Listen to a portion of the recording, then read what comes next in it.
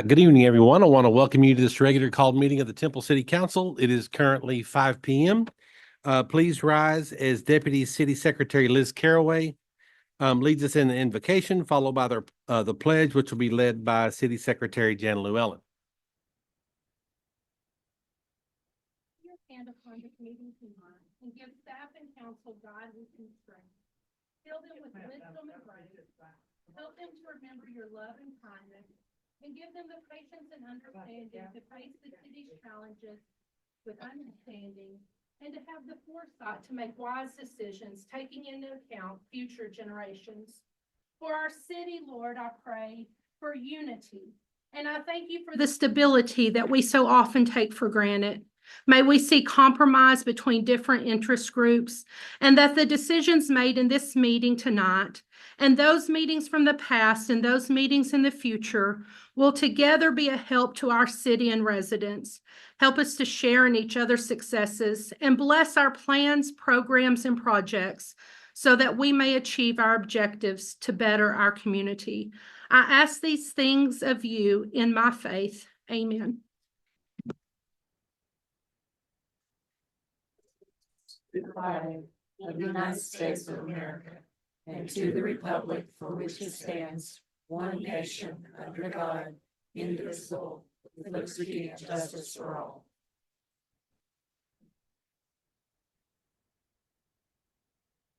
Thank you, ladies. Now it's time for public comments. Any citizens that wish to address the council on any matter may do so, as long as you signed up prior to this meeting. We always ask that you keep your comments to no more than 3 minutes. And please understand also that no discussion or final action will be taken.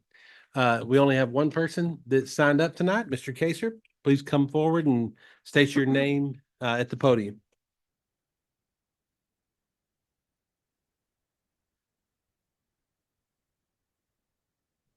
Hello, I'm Dan Kaser. I was just, I guess, going to see if the council would maybe, or the city would maybe spend as much money as they spend on paying employees stuff to make right the mistakes that their employees make, that cost people their life or their property. I think it's deplorable. Michael Dean is, but I won't mention any more about that, as well as my situation, your city attorney stating that even though y'all cost me $90,000, you're not going to pay a penny. So just think maybe, some of the prayer maybe sink in and maybe use some ethics on that. Thank you, Dan. Moving on to a discussion item is to hear from Ms. Beverly Luedeke. I never know if that's the right way to say it. Luedeke.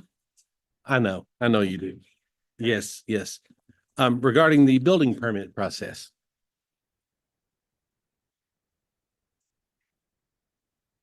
Thank you, Mayor, and thank you, City Council, for allowing me this time. I know I have a very short period of time. I'm going to talk very fast, so hang on.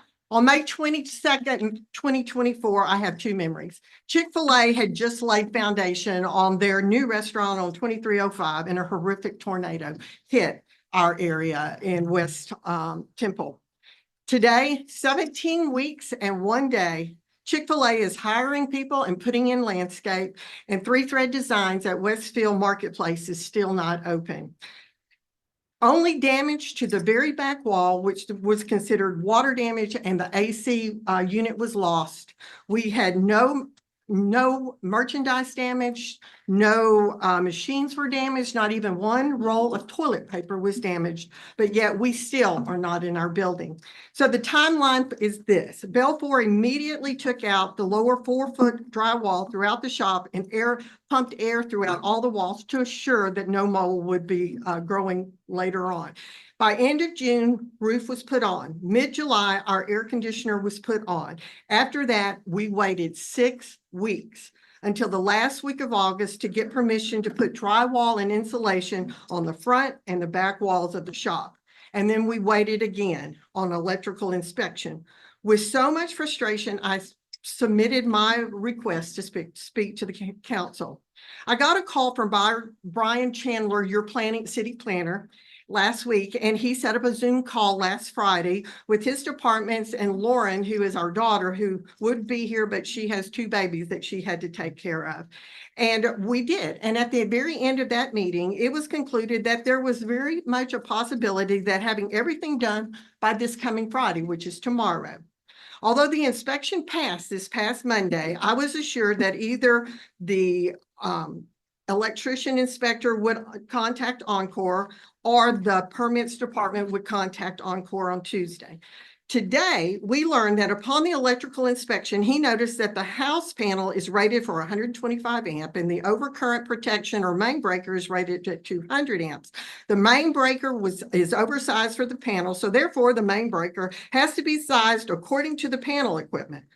What I don't understand is why is this just now being noticed? It was fine until the tornado hit, but now it's not fine. There has been so much miscommunication that has occurred between all the entities. And this is not the only problem.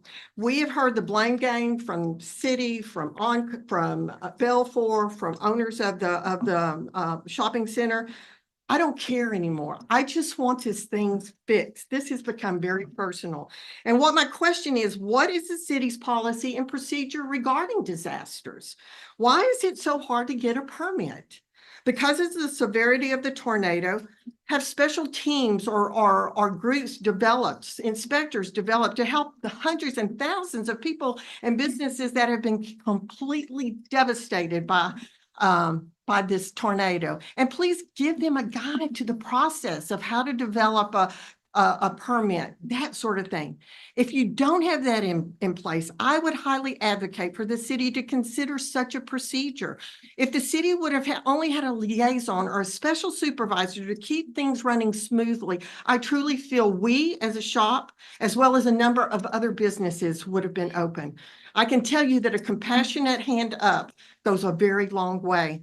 When a business is down, and we've been down for 17 weeks, at no fault of our own, I can tell you much has been lost and suffered.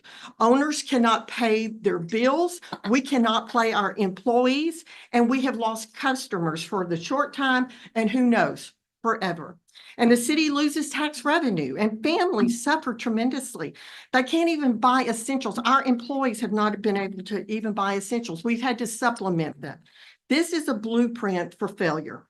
I've always loved Temple. I'm a Rosebud girl, but I got here as fast as I could. I've always loved Temple. I've always felt it was a city of progress, as well as a city with a big heart. And I just look at what's going on in North Temple. You know the progress that we have. And you look at the opportunities that our city provides all community members, like the Temple Community Clinic, the CAC, Family Promise, Families in Crisis, all because of the generous businesses, big and small, which bring a lot to our community members.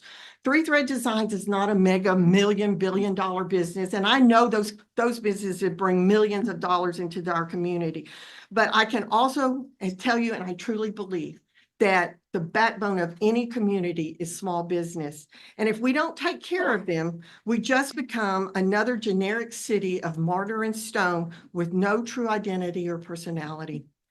Having been raised in a family of a small business and having owned my own business for 25 plus years, I offer you this.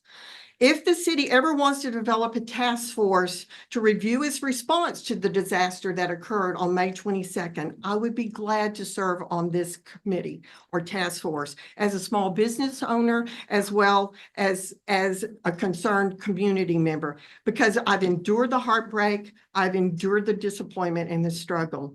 And also, as a side note, I do want to thank Brian Chandler, who is your city planner, as well as Jana, your city secretary, for responding to my inquiries very quickly. I do appreciate that, because I was quite frustrated. I can tell you those two have been very much an asset to your community. And thank you, Jana, very much. Thank you for your time, and I appreciate the opportunity to speak today. Thank you, Beverly. We know that it's been a challenging time for many businesses, including yours. This is one of those things that you hope never happens. And then when it does, even though you think that maybe you're prepared for it, you realize that you're not prepared for the scope of that type situation. And so I can assure you, I've been in meetings where the city staff, the leaders of departments have gotten together and said, what do we do right? What do we do wrong? And so, there's an understanding that there were some deficiencies, and, there's, work toward correcting those. I promise you. You bet. Thank you. And thank you for feeling like you could come up here and speak. Much appreciated. The next item is the consent agenda. All items under this section are considered to be routine by the city council and may be enacted by one motion. If discussion is desired by any member of the council, we can have that item removed, and considered separately. Council, I think from, the work session, we do not have anything that we're going to pull tonight. Is that correct? Has that changed? All right. Then, with that, then council, I will entertain a motion on item 4A through 4W, which is a consent agenda. I move to approve item 4A through 4W, as presented. I'll second it. We have a motion by Council Member Pilkington. We have a second by Mayor Pro Tem Walker. Council, please cast your vote. Item 4A through 4W passes 5 votes to 0. Moving on to the regular agenda. Item number 5 is second and final reading to consider adopting an ordinance approving a conditional use permit to allow recreational vehicle park on approximately 30.9 acres of a 74.3 plus or minus acre property located in the Maximo Merino Survey, abstract number 14 in the city of Temple, Texas. Addressed as 16801 and 16803 Northeast HK Dodgen Loop. Council, we have discussed this. Couple of meetings ago, we tabled this item to a specific date, and that's that today is that date. But we have decided that we also want to continue to have further conversation. So, council, based upon our conversation during workshop, I will entertain a motion on item 5 to table. Postpone. I always get to, do we have to give it a specific? Okay, good. Then we will postpone item 5 to a future date. Make a motion to postpone. I'll second that motion. We have a motion by Mayor Pro Tem Walker. We have a second by Councilmember Long. Council, please cast your vote. Motion to postpone passes 5 votes to 0. Item 6 is a second and final reading to consider adopting an ordinance authorizing a rezoning from general retail and manufactured home districts to planned development ag with a site development plan and conditional use permit for a HUD code manufactured home land lease community, which is the expansion of the Bluebonnet Estates Mobile Home Park on 22.109 plus or minus acres near the southwest corner of East Young Avenue and East Shell Avenue, located in the Benjamin Strassner Survey, abstract number 746 in the city of Temple, Bell County, Texas. Address is 901 East Young Avenue. And council, same situation. We were going to move this to a specific date, and now I'm going to ask you for a motion to postpone this item again to a non-specific date. Mayor, I'll make a motion to postpone this item to a non-specific date. I'll second it. We have a motion by Councilmember Long. We have a second by Mayor Pro Tem Walker. Council, please cast your vote.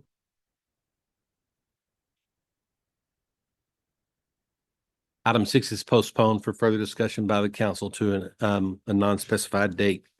Moving on to item 7 is the first reading in a public hearing to consider adopting an ordinance authorizing a conditional use permit to allow an auto storage business at 1030 North 31st, Temple, Texas. Ms. Atkinson. Good evening, Mayor and Council. So as you can see, this case went to Planning and Zoning on September 3rd. It's here before you for the first reading tonight, and then it'll return for the second reading on October 3rd. A little bit of background on this case. This is a new warehouse development. So these have recently been built and they're zoned for PD commercial. So this is a request for a auto storage facility, and it's considered a private membership club for collectible automobiles and sports cars. Basically a little bit of light maintenance, hobbyist level, an area for some trailer parking. And then when we're addressing landscaping, that's already existing per the PD site plan for the original development. The school district that this falls within is Temple ISD. And here's a site of one of those warehouse buildings that came in with the original permits. Here is the site plan. It shows you North 31st is at the bottom of the screen. So towards the back is the west facing towards the highway. That's where the trailer storage would be placed. And then also there is a rear entry to the building. And then also the members would enter on that North 31st Street side. And then there's a few photos just to give some examples of some of the things that are going to accommodate this request. The one on the top is going to be typical trailers that you would see parked in the rear of the facility, and then also a lift and a member lounge and some workspace. That's typical of this type of request. Looking at some site photos, this is facing west, basically standing at 31st Street, looking at those new warehouses that are there. And then you can see there's 3 separate units or 3 separate buildings with multiple units in each. This one right here shows an example of what that main entrance and a roll-up door looks like. Some additional photos, you can see, or actually that didn't change it. That main one on the bottom is the main entrance and the loading dock. So that's on the back side. And then this is what you see if you're standing on the back of the facility. That's just looking across that tract and then towards the highway. And then looking north along 31st and then again south along 31st. And you can see some TISD facilities on the other side of the road. Our future land use plan does show the regional commercial, primarily supporting regional serving businesses and higher traffic volumes. This one is focused on serving the automobile, so we are compliant there. Our thoroughfare and trails master plan, again, located on North 31st Street. This is a minor arterial. So we do have sidewalks that were installed with the construction of the warehouses, and we have compliance there as well. A quick look at our mobility review. Again, that minor arterial capacity. You can see the number of daily trips there. Estimated trips from this would only be about 26. Again, this is a very low traffic request. We have a little bit of our crash history there, mostly on the I-35 side, but a little bit over on 31st as well. And then here's that heat map that we like to provide for you, just showing some of those hot spots where you can see crashes or incidents. The existing utilities are in place. So we have water served by a 6-inch line on both sides of this building, and then also wastewater 6-inch line and an 8-inch line on 31st. You can see those reflected in that aerial there. For public notice, we had 13 sent out to property owners within 200 feet of this boundary. 3 were sent back in agreement that represented 4 total properties. And then 1 notice was returned in disagreement. The newspaper did print notice on August 22nd in accordance with state and local law. So a quick CUP compliance summary. So basically squishing everything down we just talked about into one slide. We are in compliance with all of these factors here, such as compatible with neighboring property, adequate utilities, safe and convenient movement of traffic, directional lighting, sufficient landscaping and screening.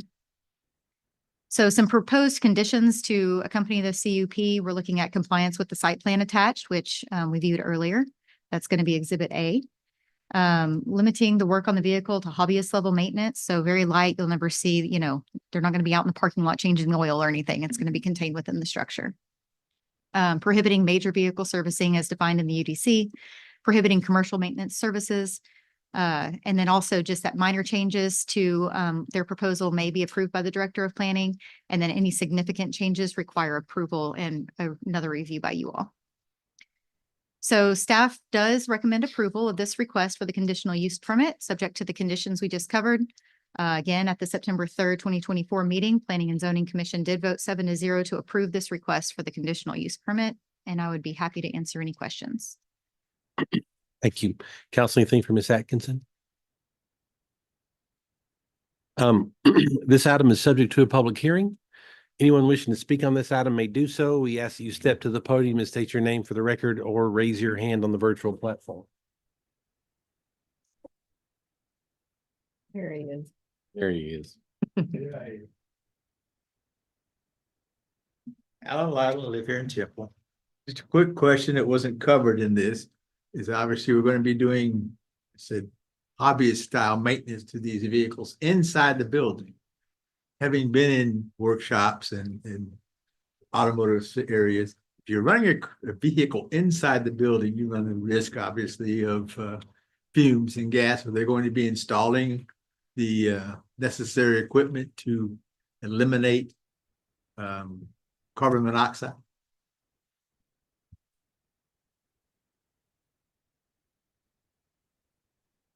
Would you like me to speak to that? Sure.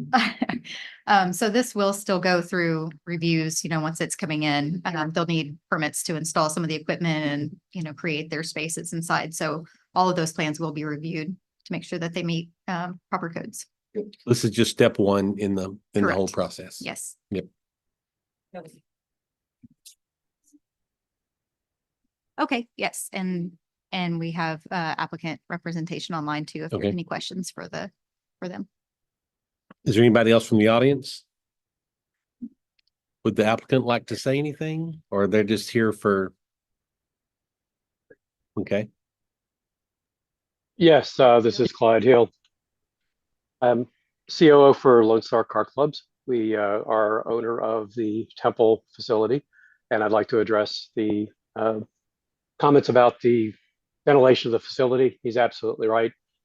We will have ventilation fans that are CO triggered in the facility, and this is about the 8th or 9th facility of this same type that have been put together by myself and a former team. So we are going to be very conscientious about CO, ventilation, temperature, storage of tools, and how much a vehicle is run in the building. We require that they are run only to get to their space and to leave their space.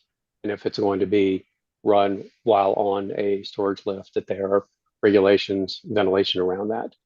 So hopefully that addresses their concern. very good. Thank you. Anybody else?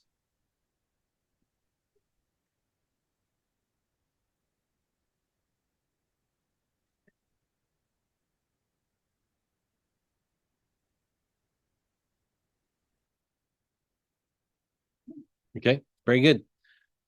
Then, council, I will close the public hearing on this item and entertain a motion on item number 7. Chair, I make a motion to approve item 7 as presented by Ms. Atkinson. I'll second it. Have a motion by Councilmember Long. We have a second by Councilmember Walker. Council, please cast your vote. Item 7 passes 5 votes to 0. Item 8 reads, it's the first reading in a public hearing to consider adopting an ordinance approving a city-initiated amendment to the 2020 Comprehensive Plan, Future Development Category from Business Park to Residential and Neighborhood Services on 68 plus or minus acres, generally located near the northwest corner of Cedar Creek Road and Old Howard Road, to include the Longview Estates subdivision addressed as 6,000 Old Howard Road, 4170, 4318, 4324, 4332, 4340, 4346, 4356, 4394, 4404, 4412, 4422, 4430, 4434, 4440, 4448, and 4474 Cedar Creek Road. Who wrote that? Bingo. Thank you, Mayor. Somebody get him a glass of water. So this is a city initiated rezone or an amendment request for our 2020 comp plan on our future development category from business park to a residential neighborhood services category. Again, this did go to planning and zoning on September 3rd, here for you all to review tonight, and then we'll come back again on October 3rd. So a couple of maps just to get everybody familiar with the area of town we're looking at. So you can see up here, this is just on the edge of our city limits in up off of the Outer Loop, Old Howard Road area and Cedar Creek. Part of it is in the city limits and part is in the ETJ. Our comprehensive plan does look at future land use and does consider that for both in city limits and into our ETJ. So you'll see a little bit of both of those here. Then on the right, you can see the aerial and some of that newer development that we've seen in this area, all residential. Little bit of background. So there was a voluntary annexation request that was submitted to our department for review. And upon that review, we realized that we've had a lot of development in this area since our 2020 comprehensive plan. And so we wanted to do a deeper evaluation on that and make sure that we're still on track. So that's where this recommendation, city initiated recommendation, is coming from, seeing that we have some development pressures for more residential, made us realize that it was time for us to do an amendment. Other cases that are following this are also going to be an annexation request and a rezoning request that you all will see on this agenda. A little bit more of the background. You can see this current future land use here, this image. You can see that all that light blue is business park. And then below that is the employment mixed use. And then again, off to the north and off to the east, you see that industrial color in the almost purplish color. And then up to the northwest, you will see the residential and neighborhood services future land use. So the city initiated amendment again is to go from that business park color there over to that residential and neighborhood services.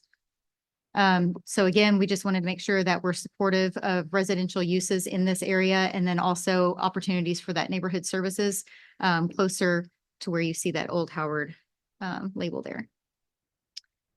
So here are a couple more images just to understand that change. So the current future land use of the business park area and everything in that hatched area is what we're considering. So you can see it encompasses lots of property in this area. And then looking at that thoroughfare plan and the trails master plan, you can see that we have some major arterial and a proposed connector trail up there on that north end. Current zoning in the area, again, part of this is outside of the city limits. So a lot of that hatched area and that no color, I guess, is in our ETJ. So there's no zoning applicable there. The portion that is within the city limits is currently zoned for agriculture, which is what happens when you annex property in, it's automatically zoned ag. Existing water and sewer, you can see right there that there is a 12-inch water line along the Old Howard Road, and then that 10-inch wastewater line that goes into Old Howard. Notification was printed in the newspaper on August 22nd, and property owners were given notice. So there was courtesy notices mailed out to 37 properties. Again, that's outside of the city limits. So we still want them to know what's going on, even though it's outside of the city limits. And then also this went to DRC for review on August 19th, and no issues were identified. So with that, staff and P&Z recommend approval of this comp plan amendment for business park to residential and neighborhood services. And that vote from P&Z was 7-0 at their September 3rd meeting. And I'd be happy to answer any questions. Thank you, ma'am. Council, anything for Ms. Atkinson? Then at this time, I'll open the public hearing. Anyone wishing to speak on item 8 may do so. We ask that you step to the podium and state your name or raise your hand on the virtual platform.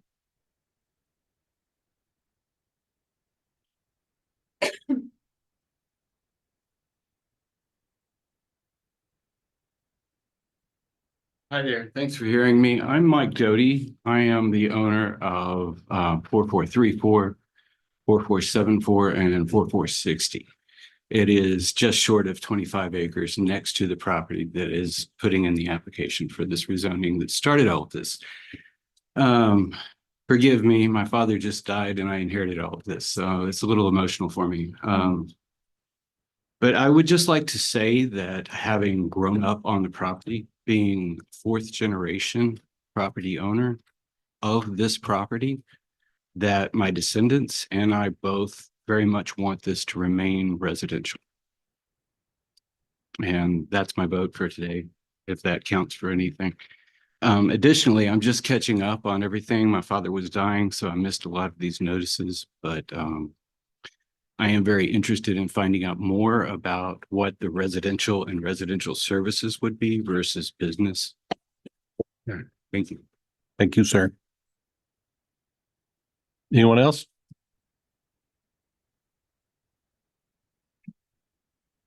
Hi, my name is Tony Pauline. I live in the Temple ETJ at 4440 Cedar Creek Road, along with my husband, Mark.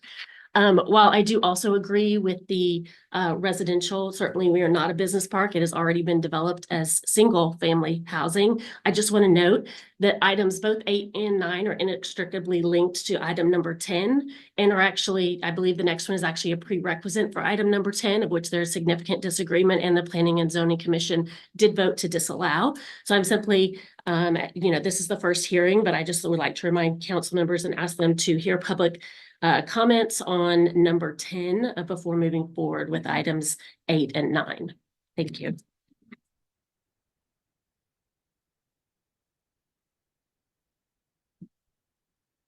Kathy? I mean, that's something that we could do if we preferred, or do we need to? If you wanted to read in all three and have one public hearing, you could do that. But understanding that while they are all linked, they don't rely on each other. right. I think maybe from the applicant point of view, 9 and 10 are linked maybe.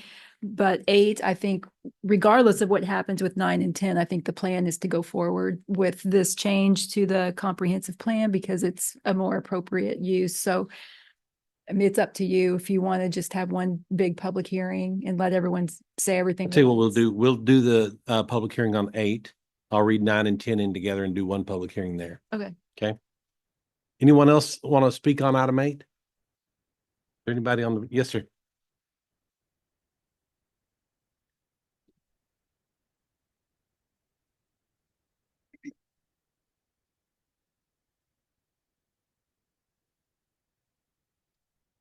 I do. My name is John Luna. We live at 4813, 4318. You just know how to get there every day. And the irony is I've been 3 decades on the other side of this. I'm a retired municipal employee, retired law enforcement. The home we have, we purchased specifically because it's a safe, quiet country area. I do have one question. I know we got the notice on the zoning change, but that's the first I've heard of the business park. I don't ever recall seeing any kind of notification for a business park in that area. I understand progress, but I also stand the right fit. And all I ask is if this was your home in this area, vote appropriately. I will just add also, I know Ma'am. all our neighbors are going to. State your name. My name is Nancy Luna. I would just like to add that I know all our neighbors are affected by this, but I feel like we are going to be the most affected because our house is right next to the property. And we would never have purchased that house. This is like our forever home. We moved from the Dallas area. We were there 20 years.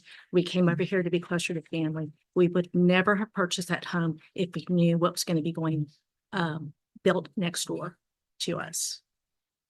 Good. Thank you for your time. Yeah, thank you. Anyone else?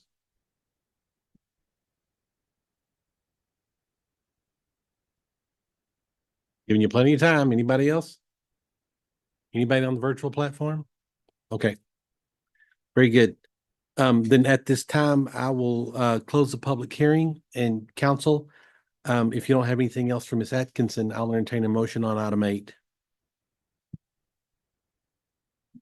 Move to approve item 8 as presented.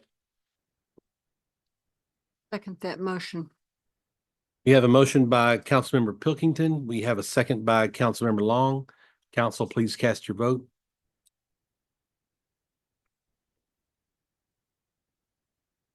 Item 8 passes 5 votes to 0. And Mr. Luna, if I may, the business park that you're seeing there, there's a master plan that every city puts together, and that's just what we would call a future land use. That's something that could be a business park. It's simply down on paper. It's not anything that is, necessarily, actually not necessarily at all set in stone. That designation's been there for years. hasn't it? Yeah. Many, many years. Yep. It's just a name and a document. Okay. All right. So moving on to item 9 is the first reading of public hearing to consider adopting an ordinance authorizing voluntary annexation of 16.776 plus or minus acres of land situated in the Henry Millard Survey, abstract number 552 in the city of Temple's extraterritorial jurisdiction, generally located north of Cedar Creek Road and addressed as 4170 Cedar Creek Road. And item 10 is the first reading in a public hearing to consider adopting an ordinance authorizing a rezoning request from ag to 2-family dwelling and a comprehensive plan amendment from business park to residential and neighborhood services on 13.004 plus or minus acres addressed as 4170 Cedar Creek Road.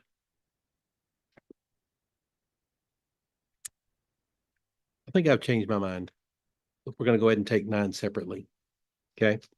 So, Ms. Atkinson, item number 9. All righty. Thank you, Mayor.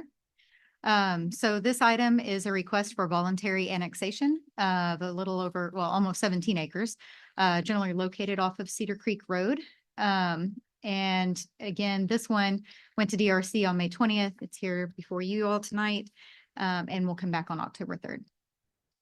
So again, a vicinity map to show us where we're talking about. So you can see this portion right here, just on the edge of the city limits, is a couple different tracks.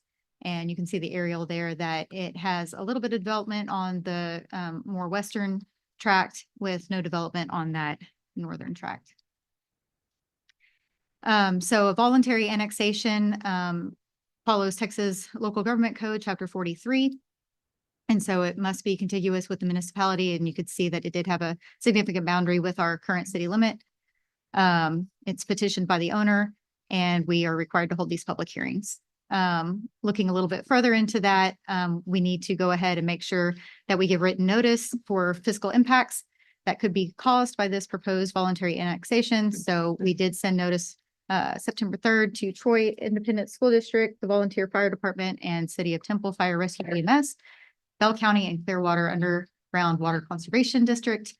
And then again, TISD will do an evaluation of their impacts with future development.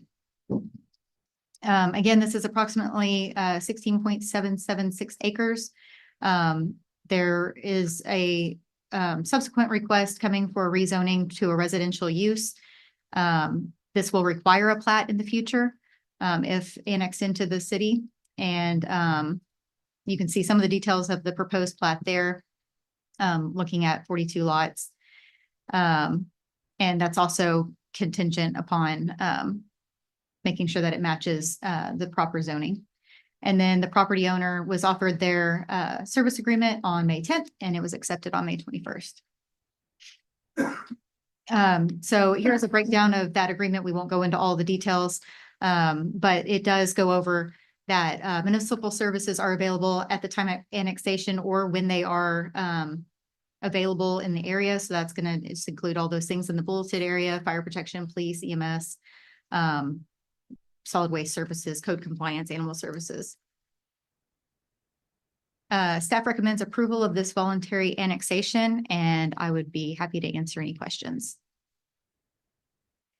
Council, anything for Ms. Atkinson? One stipulation that could be put on this is that annexation, that item, where am I? That item 9 would not go through, the annexation would not go through unless item 10 had also gone through. Would that be an appropriate requirement?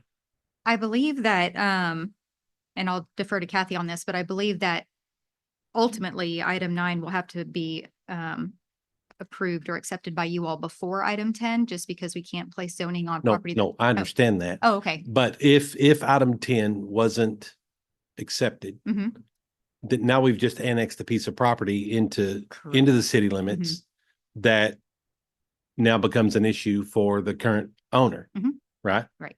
So there could be a stipulation, am I correct, in the motion that would allow item 9 not to be approved. This, I guess, is one of the reasons why maybe you take them together. I don't know. Oh, I mean, I hate to complicate it for the owner, the current owner of the property. They both require second readings, so will you have an idea of, I mean, if they both pass tonight, then you can also discuss it in your workshop before your next meeting. And then To add anything. if it seems like one may pass and not the other, I think we could Yep, figure got out it. the best path. Yep, okay, that works. If that were the issue. Got it. Okay. Very good. Again, counsel, anything for Ms. Atkinson before we open the public hearing? All right, very good. Then I will open the public hearing now on item number 9.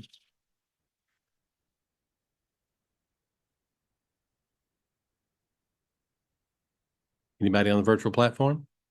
All right, then I'll close the public hearing on item number 9 and council, I'll entertain a motion. I'll make a motion to approve item 9.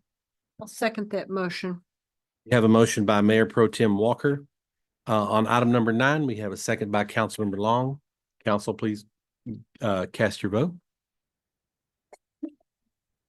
Item 9 passes 5 votes to 0. Item 10 is a first reading and a public hearing to consider adopting an ordinance authorizing a rezoning request from ag to 2-family dwelling and a comprehensive plan amendment from business park to residential and neighborhood services on 13.004 plus or minus acres, addressed as 4170 Cedar Creek Road. Ms. Atkinson. Thank you, Mayor. Just a quick reminder that we did peel off that comprehensive plan amendment part and it was on under a separate item. So this presentation is solely going to focus on the zoning request from ag to 2F. So this went to the Planning and Zoning Commission on September 3rd. It's here before you tonight and we'll come back for that second reading. Previously discussed on October 3rd. A little bit of background, you can see the images here to look at the property that we're talking about. So that's the area in the hatch. This is a request to go from ag zoning to 2F. And it's proposed for the future development of duplex units. So a plat will be required to have that development commence. And also that annexation that you all just reviewed was required for the future development. So a survey with the existing conditions was submitted with this application, as you can see here. So that dashed line was the city of Temple city limits. And a couple site photos, you can see Cedar Creek Road, pretty rural. There is a single family home on this tract, and you can see that pictured here. I believe it's vacant. And then again, looking to the north, there's undeveloped use. Currently, it was the business park, just a little bit north of here now. If this carries through, will be the future land use of that residential neighborhood services. And then also standing here on Cedar Creek Road, and then this is south, again, just some open farmland. Looking west, you can see some of the new development from those subdivisions we talked about and why we saw a need to reevaluate this area since we do see that residential development coming in. That's the Longview Estates subdivision. And then also some more undeveloped land there, looking to the east. So again, here's the proposal. So you can see that this would be a request for the 2-family zoning for the duplex development. This was reviewed by DRC on July 22nd. And that's when we realized we needed to do a little work on the front end, but with everything falling in place, this is in compliance. Again, we don't have updated versions of this because they're all on the same agenda. So it's currently showing the business park on this slide. But again, if our item 8 is ultimately approved at a future council meeting, then you would see that change over to that residential and neighborhood services. So, existing water and sewer, excuse me, there is, again, the same that we reviewed earlier, that 12-inch water line on Old Howard, and then the wastewater that goes into Old Howard via a 10-inch line.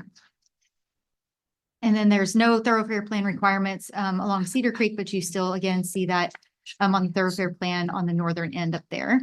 Currently, there's no CIP projects planned in this area, except for our outer loop. And then right here, you can see just excuse me, man, I need a glass of water myself. You can see the permitted and conditional uses that are found in ag and 2F. So if the annexation takes place, then it would become agricultural. But again, this is what we have for the proposed 2-family dimensional standards. And then basically right now, so you see all those not applicable. That's really what we're looking at right now if it's not rezoned, because we have no zoning in the ETJ. So really anything could be built there. We would have no review over that. So public notification was sent out. 2 notices were sent to owners within the 200 feet. That's within the city limits. And then we had the courtesy notices go out to those located in the ETJ. We didn't have any notices returned in agreement, but we did have 5 notices in disagreement. And 9 separate property owners were part of those property IDs. And the newspaper did print notice in the August 22nd newspaper. So a quick compliance summary. Currently, it does not align with the future development plan, but will so with the adoption of that comprehensive plan amendment. It is compatible with surrounding uses, seeing that it's another residential use, and the public facilities are available, and it's in compliance with our future thoroughfare plan. So staff recommends approval of this rezoning from ag to 2-family. And I would like to note that at the September 3rd meeting, the planning and zoning did recommend disapproval of the rezoning with a vote of 4-3. And I'd be happy to answer any questions. Thank you, ma'am. Council, anything for Ms. Atkinson? Nothing? Okay, very good. This item is subject to a public hearing. Anyone wish to speak on this item may do so. We ask you to step to the podium and state your name or raise your hand on the platform. There's a few residents who all plans to speak. Okay.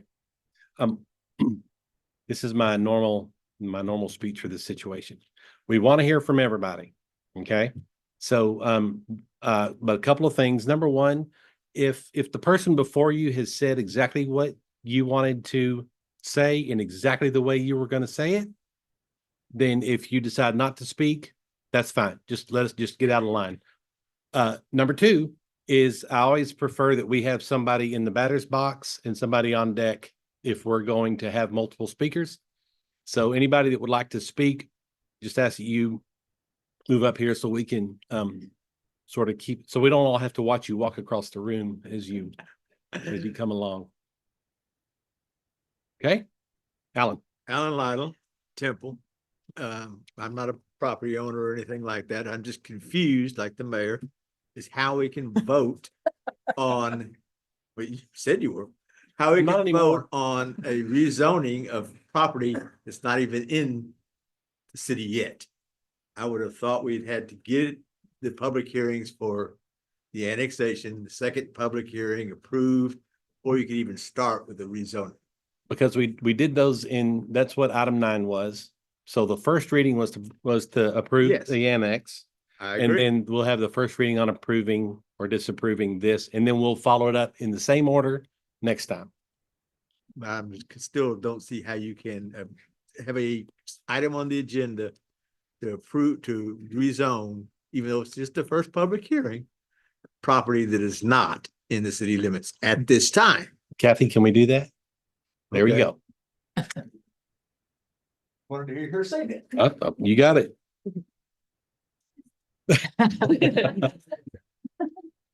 Yes, ma'am. Thank you again. Tony Pauline, 4440 Cedar Creek Road. I currently live in the Temple ETJ with my husband, Mark. The proposed zoning change from agricultural to two-family for the land in question would be detrimental to our community and should be rejected for several reasons.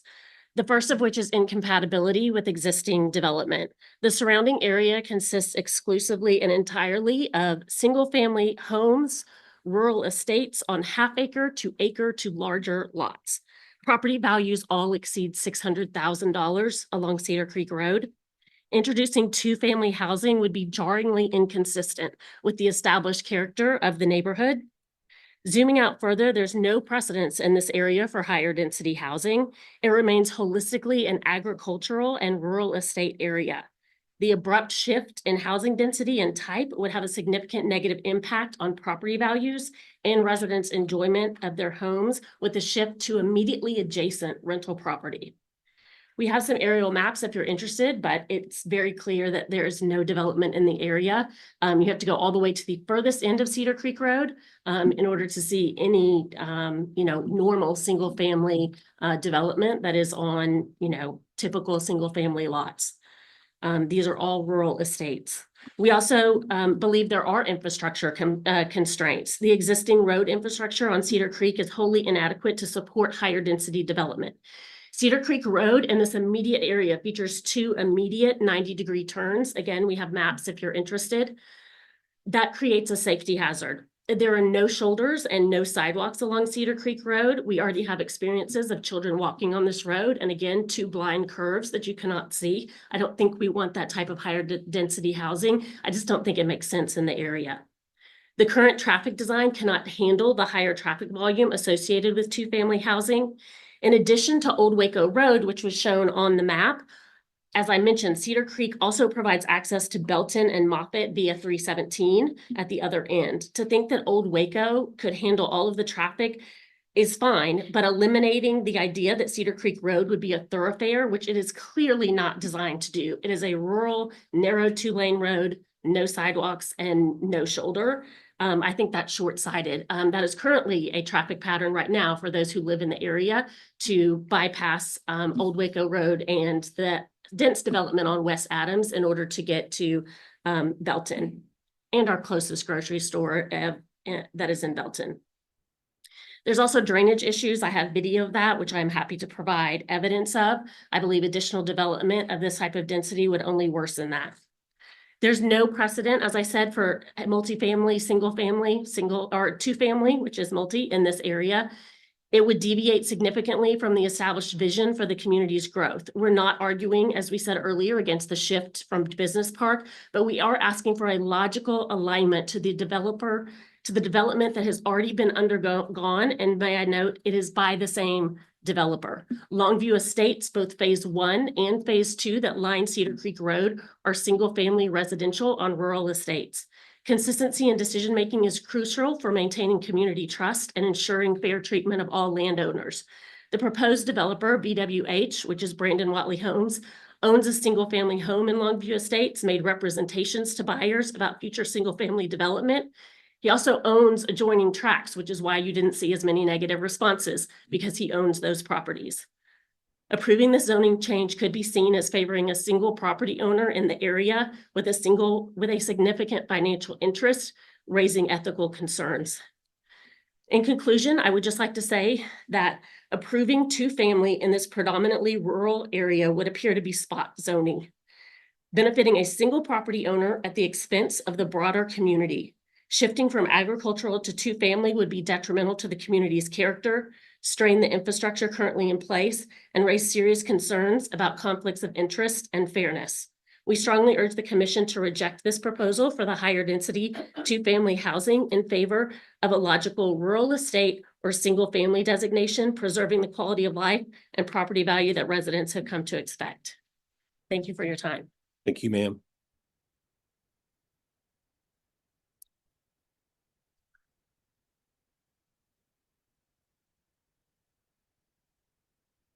Who's on deck?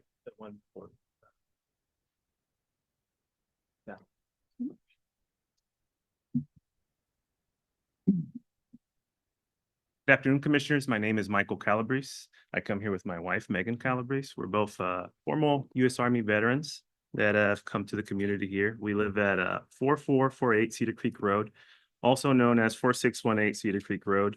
The city changed our address recently. So we come here today to talk about the rezoning from the from the ag to the two-family home. We came here to the state of Texas to set our roots, raise our kids, basically, grow a family. And we were very attracted by the entire area that we live in, being a rural and country living. You don't really see that anymore. You don't see a lot of country living in cities, Dallas, Austin, Houston. So it was very attractive to us to come here. The proposed zoning change, FY 24-23 ZA, it's quite upsetting for a lot of our community members. There's quite a couple, the Lunas, there's Jim, there's Mr. Doty here expressed his concern as well. We've spoken to several members that are not part of the zoning notification because they're not within the 250 feet of the actual zoning rezoning. One thing to bring up is that the current zoning request is for parcel 14552 and 53140, highlighted in the picture that they presented here on the TV. What it doesn't show is that also 148551 and 30229 are also part of the same developer under BWH Series 6. This leads me to believe there is a significant intent to develop the land, not only here for the current zoning request, but the adjacent land, which would indicate that there's probably a how do you call it? Overdevelopment in the area. As the Lunas mentioned, this is a significant development that's going to be right against our homes. Mostly renters is what you see in two-family homes. The vision of living the country living or living in the rural area of Texas is gone with that once that happens. Not only that, but as Tony shared, the home value depreciation is a great concern. We're talking about $650,000 homes, 600,000. I think the most recent one was $650,000 that sold just a couple of days ago. Our property is appraised at $674 in accordance with the Bell County appraisal district. Introducing the development of two-family dwellings proposes a risk of reducing the property values. There are several studies and several use cases and research that has been done from different universities and different institutions that have indicated that multifamily homes as well as two-family homes tend to bring the value down of communities like this because of the potential viewing of overdevelopment, over traffic, so on and so forth. Furthermore, the potential for spot zoning raises concern, as Tony mentioned. As I mentioned, there's two parcels adjacent to this currently developing. Setting the precedence to permit two-family homes on these two parcels that are currently in the rezoning request would set the precedent that we could approve the rezoning for further two-family homes adjacent to our homes. Tony has also shared that the significant concerns for traffic and infrastructure. We do have 290-degree turns. It looks like the city is planning on making an additional road to help with that, but we have no sidewalks. We have no city lights. People speed through this area at 60 miles per hour on a 2-lane road when we have kids that are 7 and 5 playing outside with bicycles. Everybody has family that enjoys the rural area, which there's more concerns on the over development of this area. The mismatch of style and character. We have some very beautiful homes in the area. We're going to be introducing two-family homes, which really often don't attract, I wouldn't say attract, but really often just attract renters. And renters, as much as I hate to say it, it's not a consistent care for the home. A renter is not going to care for the area as much as a family owner will. So there's concern that the area will diminish in some sort of sense. In closing, the proposal will not only affect the individual owners, but fundamentally the change and character of the future of the neighborhood. Our community was developed as a single family. It was sold as such by BWH Holdings to many of the homeowners here that are present tonight with us. Our community would better be served if it was zoned as single-family homes or rural estates. We respectfully request to the commissioners or to the to the council to deny the zoning change to continue support the preservation of single-family homes and the Texas way of life. And I thank you all for your consideration tonight. Who's next?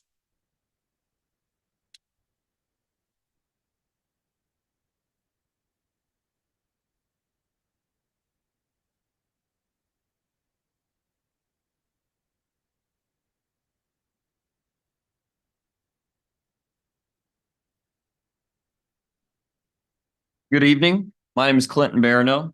My family and I live just around the corner from 4170 Cedar Creek Road at 4356 Cedar Creek Road, a part of the Longview Estate subdivision. We would like to express our support for this request.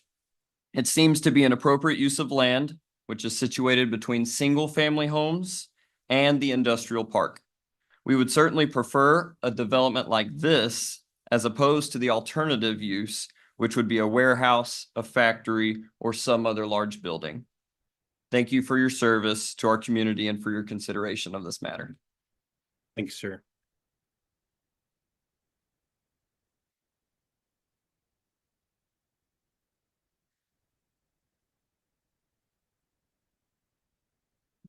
Thank you, Mayor. Pat Patterson, 3144 Southfield.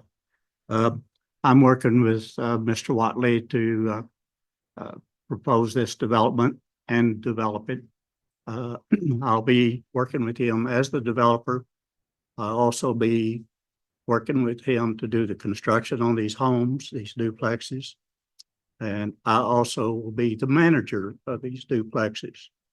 And finally, I'll be the owner of about 25% of these. So I have a real strong vested interest in this. We're looking at a situation where the outer loop is going in. It's going to be connected to Interstate 35 on the south in the not too near future. When that happens, this outer loop is going to become very, very busy and development is going to come to this area. I certainly understand all the conflict with the single family and where it was put, but there's change is going to happen to that area of this city. Our city is growing very, very rapidly. We do not have enough homes for all the folks that are coming here. These duplexes I'll be building will be 2-bedroom, 2-bath. We'll be renting them for $1,500 to $2,000 a side. These are not going to be very inexpensive duplexes, to say the least. We maintain the yards of all our duplexes. I have about 10 developments here in the city of Temple, and we maintain the yards in all our developments. I have scattered sites, probably 300 units scattered throughout the city of Temple.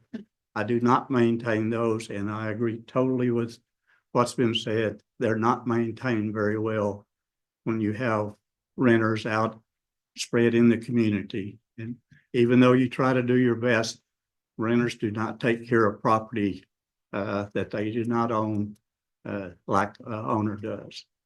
But as an owner, this is going to be my retirement and my transfer of wealth to my children and grandchildren. These will be maintained for the next 30 years. Actually, my trust sets it up for 300 years. So I assure you, we're going to be paying special attention to all these homes. I guess that would be about the end of my spiel. I'd be happy to answer any questions of you or any of the folks that have spoken. Thanks, sir. Anybody else? Thought I saw more hands than that. Thank you. Most people don't even listen to me when I say that. Can I ask Pat a question? Yes, Pat? Can you give the dimensions of the lots that you will be putting in? Yeah, this particular area, because of the adjoining homes, I normally have about a 70-foot wide lot. These are going to be 80 foot wide. There'll be lots of space between them. We'll be putting privacy fences up to screen from the adjacent neighbors. We'll be putting sprinkler systems in to keep the lawns looking nice. And as I said, we provide the lawn service ourselves. So that's not the tenants. The outside areas of these will be kept up very well. Will there be a variety of exterior features throughout the neighborhood, or will they be the same? There will be some variation, yes, ma'am.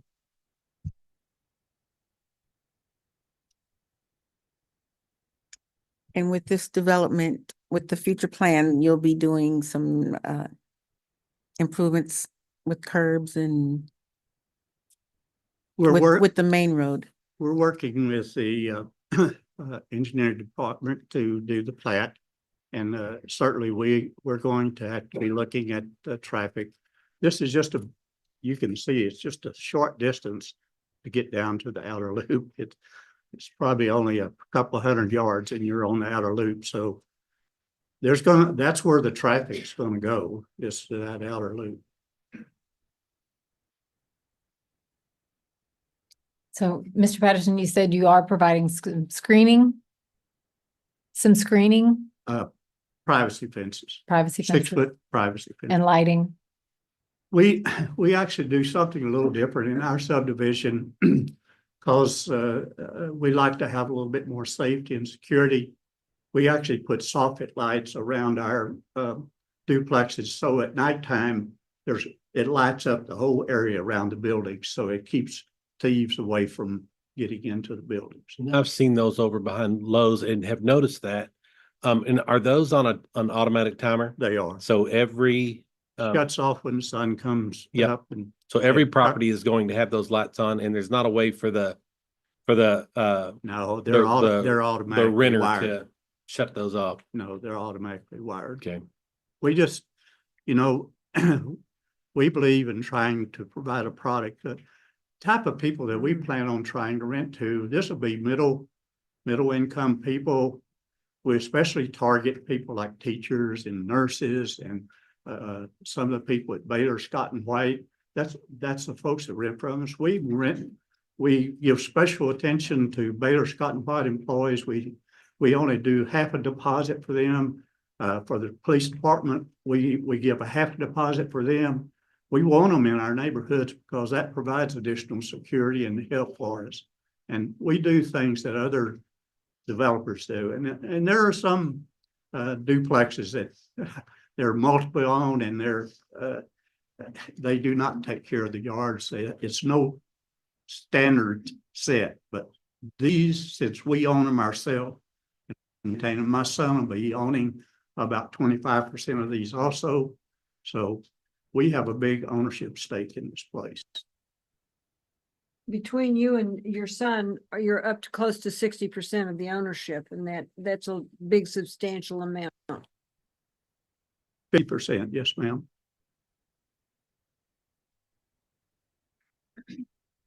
Okay. Anything else for Mr. Patterson? Okay, very good. Gentlemen?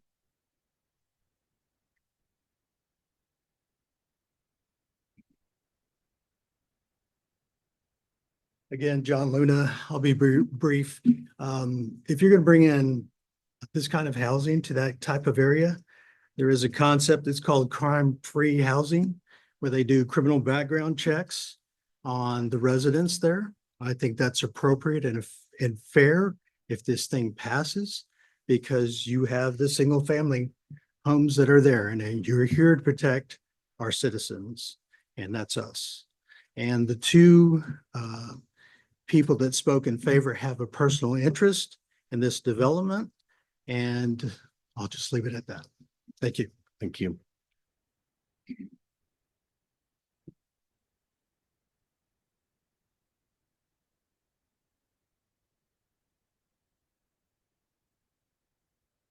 Hi, I'll try to speak a little bit better this time. I've had some time to think.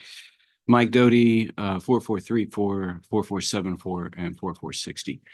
If you look at this map, the section that exists currently, that is basically being heard tonight for duplexes. If you look up in the same dimensions, straight up and then straight over, that's my property. So I think I have a little bit of weight, or at least I hope I have a little bit of weight about what happens with this residential area. Having said that, and having heard all of you, and thank you for the rice pudding. I love my new neighbors. They've all moved in within the last 10 years. I've been there for 50. I also have intentions with this property. My father just died, close to $500,000 in debt. I need to pay it. I don't know what I'm going to do with the property yet. I've intentionally held off because I needed to do this right. I needed to do it for my grandfather's sake and my father's sake and my great-grandfather, for that matter. And I wanted to do this in a way that contributes to the community. My grandfather developed this land, and the very picture of the front from Cedar Creek that was shown earlier is a place where I played when I was 6 years old. Played Cowboys and Indians on a gravel road. So it's important to me what happens to this property. My grandfather developed this community, built acres of gardens, orchards, and fed Fort Hood during the war. I feel like this community needs to respect that and maintain that in some way. That was also my grandfather's wish. So I'm in a hard position here because I do believe this property has potential to become a beautiful community. It has potential to even become a beautiful gated community for security, and to develop an even greater value with beautiful housing, possibly even new ways of developing property and housing and gated communities. When I look at a duplex, well, let's look at the word. It has a stigma attached to it. Right off the bat, you see two doors, a fence down the middle, no grass. You see really diminishing values in the property. But I also have to look at this from the standpoint of Brandon Watley Homes, because 15, 20 years ago, the property that we're all talking about was valued at less than $800 an acre. It's a lot more than that now. And Brandon deserves that credit. He really does. We are all benefiting from those numbers, 600, 650, because of what Brandon did. Now, a lot of you are living on property that I played on when I was little. Property that was gardens and fed Fort Hood, property that farmed our cattle. And so for me, I want to make sure that this is the right decision. I believe that there are a lot of misconceptions and assumptions made about the stigma around duplexes that may be coloring our choices and aiding in fear about the development. I also have the perspective of having seen areas like Lake Road, excuse me. that go out to the lake. And I've watched that develop into a beautiful area and beautiful residential communities over the last 15 years. And what I know is that there is a little bit of precedent in developing multifamily units around commercial areas.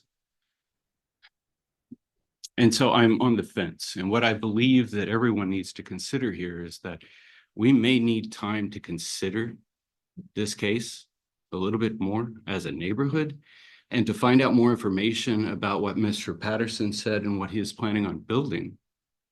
Because if this building of a duplex community behind my house has any of the negative consequences that my neighbors fear, I don't want to support it. But I do not believe that multifamily living adjacent to and bumping up against industrial property and commercial property is a bad thing if it's done right. There's beautiful townhomes, beautiful architectural buildings that rival any single family unit if it's done well. In addition to that, Cedar Creek is not ready for this. There needs to be more infrastructure. There needs to be better roads, water, utilities. It's all been a mess for years. And so I really believe that this has potential of moving forward. And there may be a benefit for me as well. But I do not believe that quickly bulldozing down what exists and turning it into 2 doors and a fence is the right way to go. I think it needs more time. And I think the neighbors and all of us have a chance to really consider that so that we can do it right. Thanks. Thank you.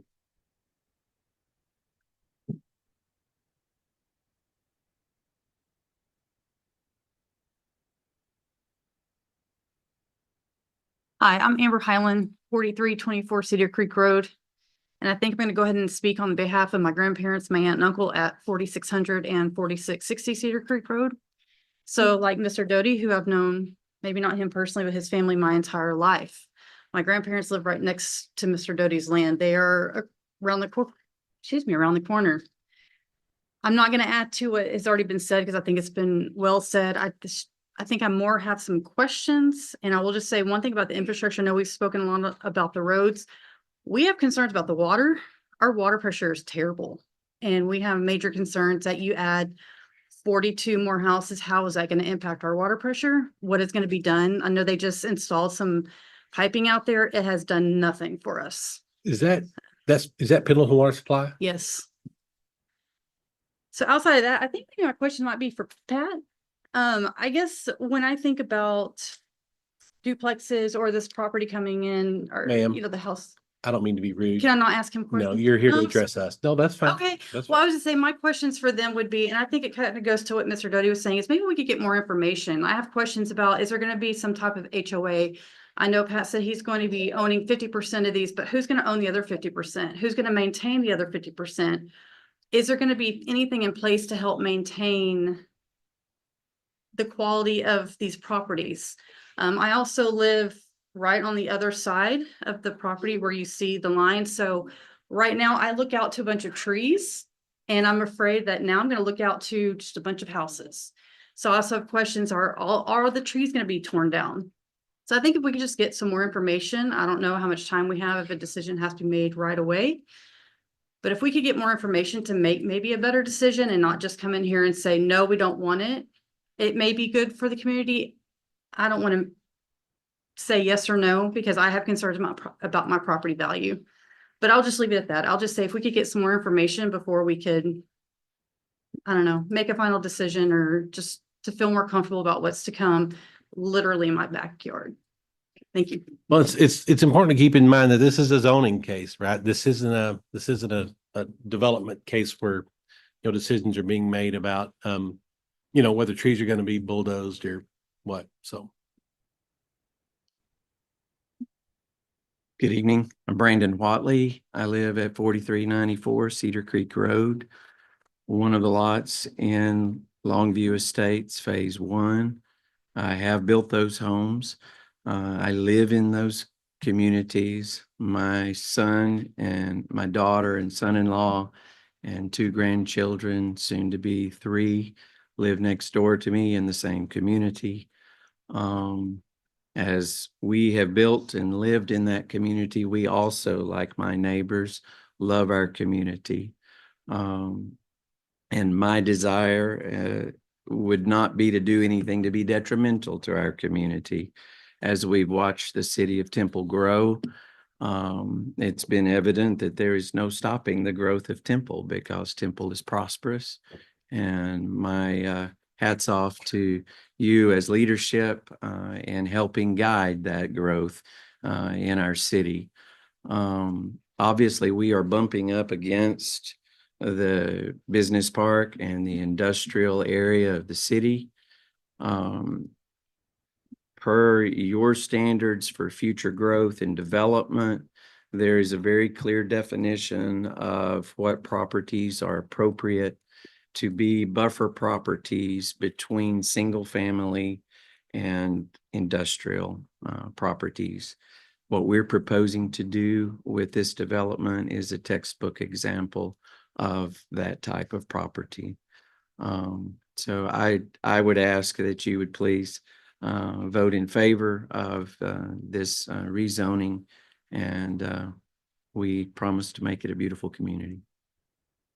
Any questions for me? I'd be happy to answer those regarding the water. There's city water available with the annexation. We'll have city utilities available to us as well. So we'll be on city water, city sewer, obviously. Why now? These services were just brought within the last couple of years to the area. At one time, I thought about doing a single family development there, but per your guidelines, it was business park, and that was not acceptable for future use at the time. Now there are city services available there, and it's obvious that those services are there for a reason, as is the outer loop to handle traffic. Thank you. Good evening, BJ Little, 301 North 3rd Street, Temple, Texas. Work for Turley Associates Engineering. We're the engineers on this case, and Brandon actually answered my question. I know this is just a zoning case, but there were questions about the water, and so I was going to answer those, which Brandon already did. We will be extending, once we're annexed in, we will be extending a water line and a sewer line up to service this area. There's a overlapping CCN, so Pendleton Water does supply water in that area, but Temple will have lines that'll run up to that area. So will the existing homes be switched over to city services? no, the Just the new existing homes development? are currently served off to Pendleton, and so the plan is just to extend a Temple Yep. water line up to service this development. Don't get anybody's hopes up. No, I understand. All right, thank y'all.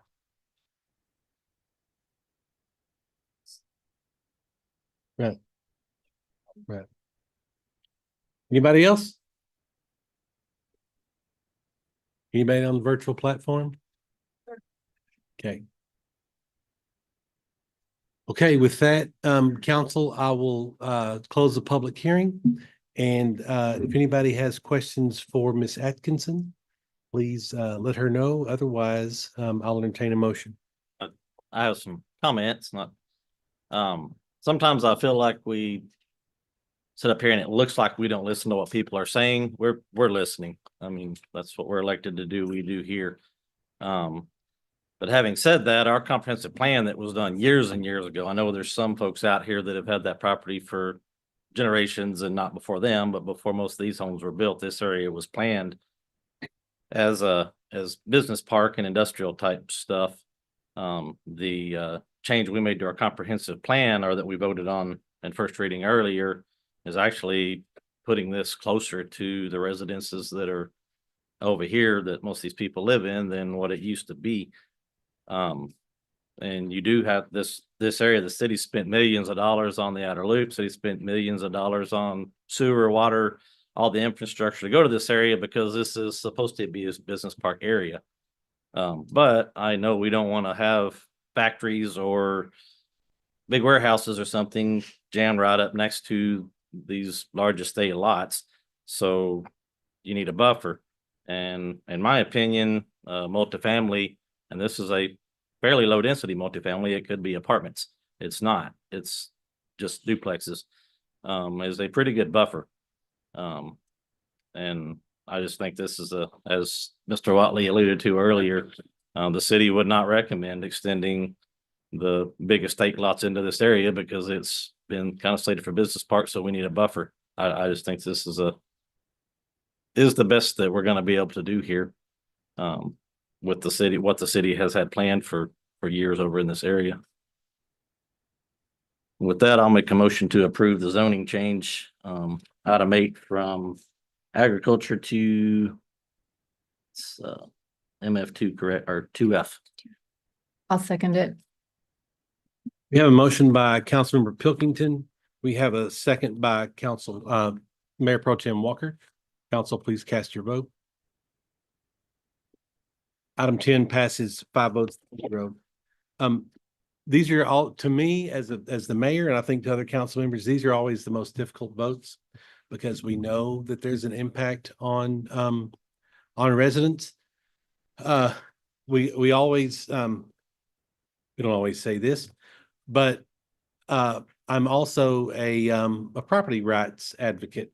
And in my opinion, that if you want to control what happens on a piece of land, then you need to own that piece of land. Mr. Watley, I think Mr. Doty, is that right, Doty?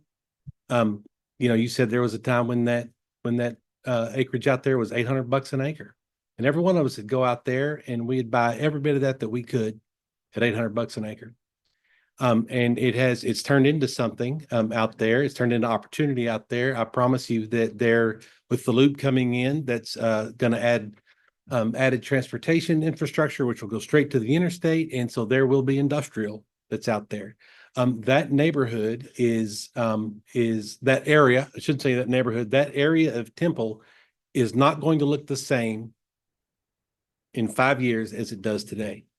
There was a time when Scott and White was built that was the furthest south building that there was in Temple. We know what it looks like now. There was a time when my house was built that it was way out there in the country. The city is just growing. And this is the circumstance that happens whenever you live near the town, out in the ETJ or something like that. In a growing community, you're going to get gobbled up. That just happens. And so all that taken in consideration, these types of decisions that these 5 people have to make are not made easily because we do know that there's an impact. But many times there's a positive impact. When the loop comes through there and there are more homes around there, chances are your property values will continue to increase because it will be desirable to live there. So I don't believe it's doom and gloom. And then the last thing I want to say, it's always, people often throw out these little veiled comments about raising ethical concerns, conflict of interest and fairness, things like that. That simply is not true.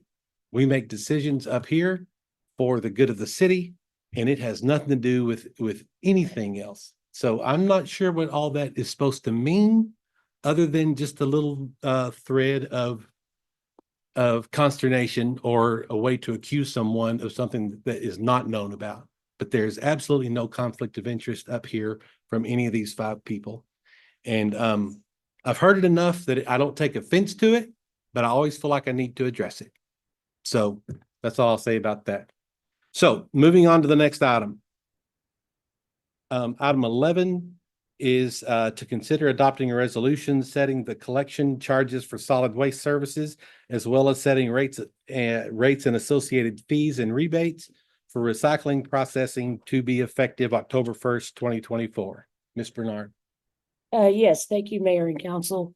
Before you tonight, as you just read, we have the solid waste rates and also the utility system rates.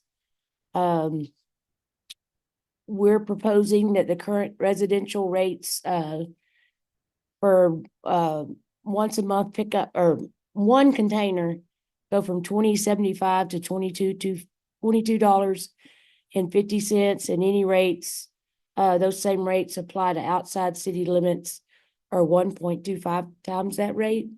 And again, I won't read all the rates, but the table shows inside, outside, and number of containers. Looking at the commercial rates, we're looking, the top is our current commercial rates. Again, looking at cost per month, pickups per week, looking at the one pickup per week for the 1.5 cubic yard container. It is going from 48.70 to 52.10. And again, this is the table for all the rate adjustments for all the various pickups and container sizes. Looking at our current roll-off container charges, we're currently at, for the initial delivery charge, a one-time set fee of $65.10, proposing that increase to $70. The pickup or pull charge currently at $143.85, recommending that be increased to $154. And then the monthly rental fee per the size of the container, you see the 20-yard, 30-yard, and 40-yard, those would increase to $120, $125, and $145. Just looking at the city of Temple rates compared to other cities in our region and peer cities, we do on our sanitation rates. On this one, ours is ranked third and to the highest, but also note that the city of Bryan does not offer recycling. And these rates that are presented for the other cities, we haven't got all of their new proposed rates. So their rates could go up this year too, and most likely will. So you saw at a previous meeting, when a garbage truck used to cost $300,000, now they're costing almost $500,000. It takes a lot for the collection of the garbage rate or garbage and solid waste in the city. But that concludes the presentation on what our residential and commercial garbage rates, and I'd be happy to address any questions related to those. Thank you, Ms. Bernard. Council, any questions for her? Okay, there being none, council will entertain a motion on item 11. Here, I'll make a motion to approve item 11 based on Ms. Bernard's presentation. Have a motion by Councilmember Long. We have a second by Mayor Pro Tem Walker. Council, please cast your vote.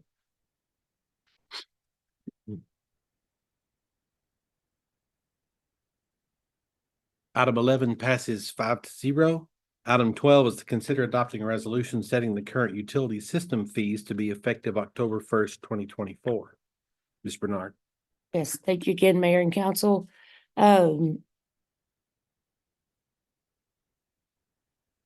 get to the utility fees, the water and wastewater fund adjustments that are proposed. Just a little bit about our system, our water customers. This shows historically our residential customers have grown from 22,430 customers back in 2014. And we're projecting that total residential, and I think is a conservative projection, that there'll be 33,280 at the end of 2025.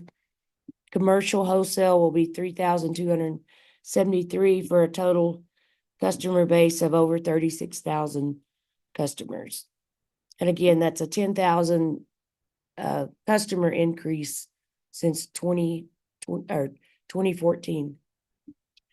Wastewater, looking at our customer base, less than, not all homes in City of Temple limits are served by sewer, but 2025 total residential customers were 29,248.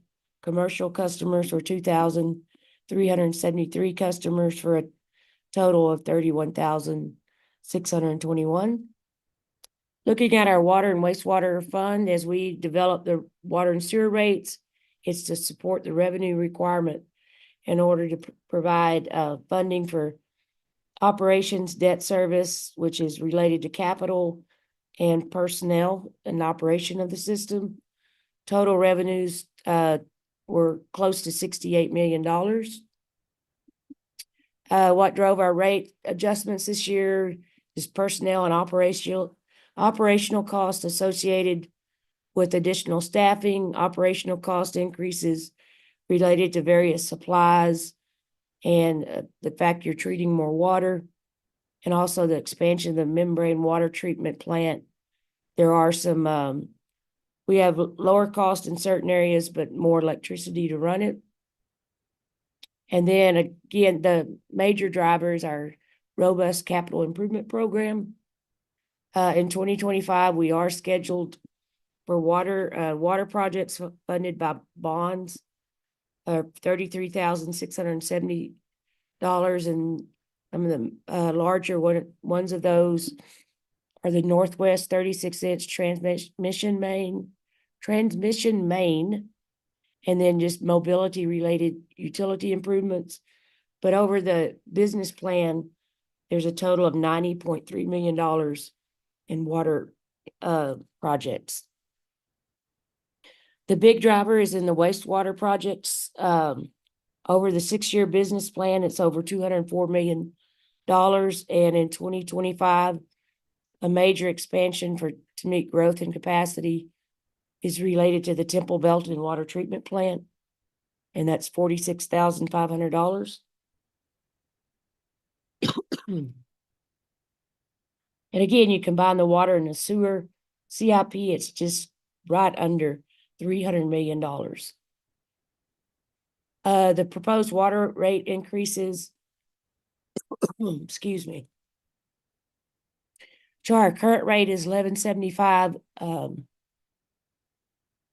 for the minimum charge, and we're proposing to go to the $12.75. I need water now. Excuse me. The volumetric rate, we're eliminating the class for industrial and all other classes and just having one volumetric rate, and that would increase to $4.50. For the wastewater rates, base rate going from $17.60 to $22.10. And again, eliminating the classes of the rates and going to one rate for the volumetric rate of $9. Comparing our rates to other cities,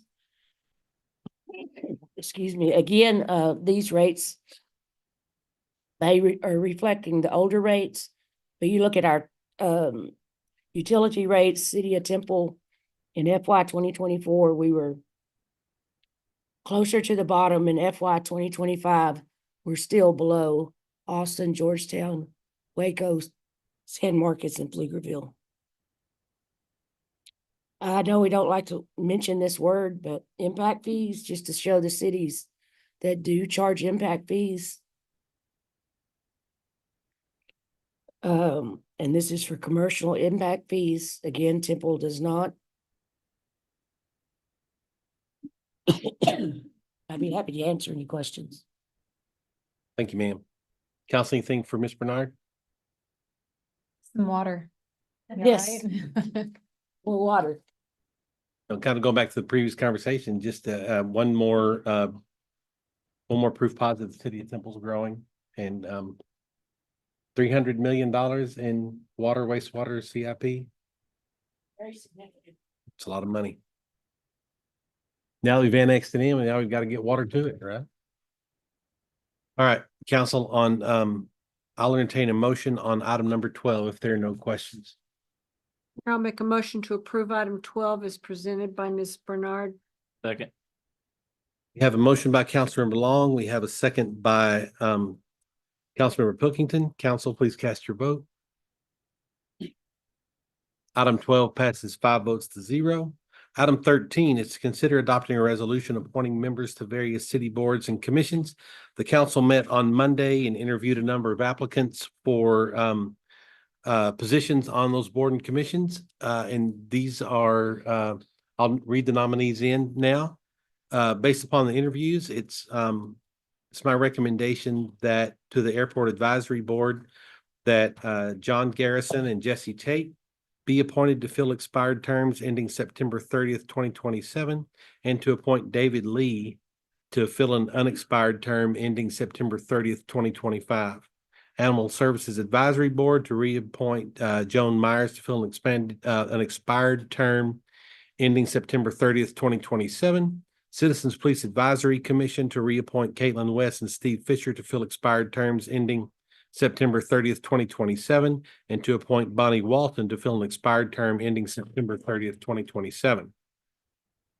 On the Civil Service Commission, to appoint Geraldo Perella to fill an expired term ending September 30th, 2027. Development Standards Advisory Board to appoint Tanner Johnson and Blake Pitts to fill unexpired terms ending March 30th, 2027. Emergency Services Advisory Board to reappoint Deontay Davis, Andy Scott, and Rodney Duckett to fill expired terms ending September 30th, 2027. On the Historic Preservation Board to appoint Chris Limley to fill an unexpired term ending March 31st, 2027. Library Advisory Board to appoint Whitney King to fill an unexpired term ending March 31st, 2027. On the Neighborhood Revitalization Advisory Board to appoint Laura Tyndall to fill an unexpired term ending March 31st, 2026. Planning and Zoning Commission to reappoint Becky Kraus and Ryan Smith to fill expired terms ending September 30th, 2027. To appoint Greg Rhodes to fill an expired term ending September 30th, 2027. And to appoint Alexis Prager to fill an unexpired term ending September 30th, 2025. On the Tax Increment Financing Reinvestment Zone Board number 1, to reappoint Tyler Johnson, Thomas Cloud, Lester Frettig, John Keelan, Gary Schmidt to fill expired terms ending September 30th, 2026, and to appoint Rob Marshall and Lacey Wagner to fill expired terms ending September 30th, 2026. And on the Zoning Board of Adjustment, to appoint Tommy Valley to fill an unexpired term ending March 31st, 2026. So council, if all that is amenable to you, I will entertain a motion on item 13. I'll make a motion to approve all the names you just read out to all the boards you just listed in item 13, to approve these appointments. I'll second that vote and extend a grateful appreciation for those that are willing to serve. Agreed. We have a motion by Councilmember Long. We have a second by Mayor Pro Tem Walker. Council, please cast your vote.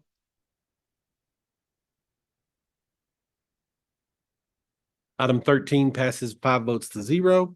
Item 14 is consider adopting a resolution appointing a member to the Temple Economic Development Corporation Board of Directors. And council, I would like to ask you to reappoint Mr. Scott Snell for the term ending September 30th, 2027, and Tony Hale. Pardon? Okay, very good. In my mind, I thought that it was. So the item is to reappoint Mr. Scott Snell for a term ending September 30th, 2027. And council, I'll entertain a motion on item 14.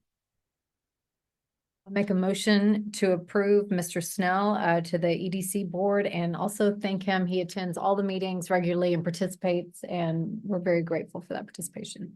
I'll second that motion. We have a motion by Mayor Pro Tem Walker. We have a second by Councilmember Long. Council, cast your vote. Item 14 passes 5 votes to 0. It is 6:43. Thank you all for attending this meeting.